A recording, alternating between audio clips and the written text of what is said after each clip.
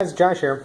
So I got a new project. I was just etching a blade. I made this for a friend in the last few days here, but I etched this blade actually with a new stencil I found on Amazon. It's actually made by the craftersworkshop.com, but they're sold on Amazon. They're sold pretty cheap, but these things are actually plastic stencils. Pretty awesome.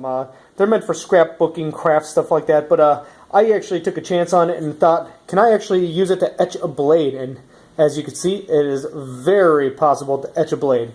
So, guys, let me kind of show you what I have done from here.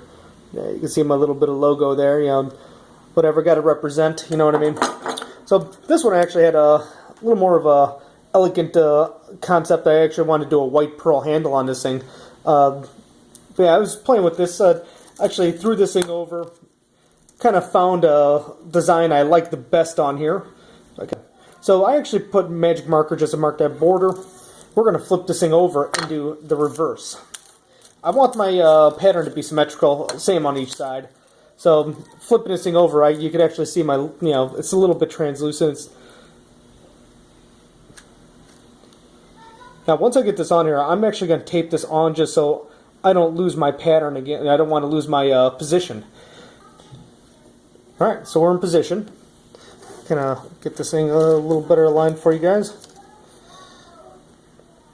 Now you can see where I got my clamps here.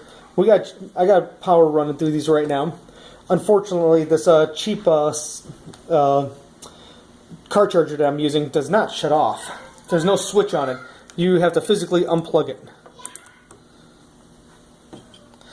This is my actually homemade electrode holder. It's actually just a stainless steel bolt that's actually screwed into a piece of brass. From there, I'm using basic cotton swabs, but pretty much you get these from anywhere. I fold them in half just because I like to have a little peace of mind that it's not going to wear out while I'm actually using it. My car charger is on its highest setting. I'm running about 12 volts, 6 amps right now, which actually etches pretty quickly.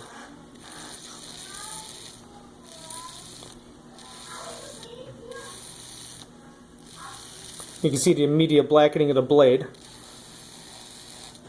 Now these pads are consumable, and I only go through one cotton pad for this entire blade, for this entire side. Now it's going to look dirty as heck. There's no way around that because more or less we're destroying that cotton. Now you're always going to want to try to go a little bit too much. I found that every time I tried to go too light, or I was afraid to go too far, I was always disappointed. Cool. Let's get this thing untaped. Take the electrode off and be careful, just in case if these things are live. Obviously, be careful. 12 volts is not going to kill you, from what I know. Then again, I've never attempted licking my fingers and touching two electrodes at the same time. So far, it looks pretty good. Still see that nice shine of the original. Now, depending on how you guys planning on refinishing your blade, be careful with your abrasives or anything like that. I just grabbed a basic pot scrubber, just to kind of take off the rough stuff. From here, I actually take a orbital sander, not an orbital sander, but one of those square vibrating ones that I'll take a quarter sheet of sandpaper, and that's exactly how I refinish this side. I hit both of these with first I actually hooked one of these on another pad, just that gets into nice cracks and crevices, cleans out the grooves, and then I actually throw a 1000 grit on there and actually wet sand it, and that gives it it's not polished, but it's you can certainly see the reflection on it. I mean, it's got a nice shine, but it's definitely not a polished surface yet, but it's close enough if you ask me. I prefer to use electrical tape. Electrical tape is designed to be an electrical insulator, and that's exactly what we want here. Masking tape might cause trouble. It might the water and paper don't necessarily go together. But guys,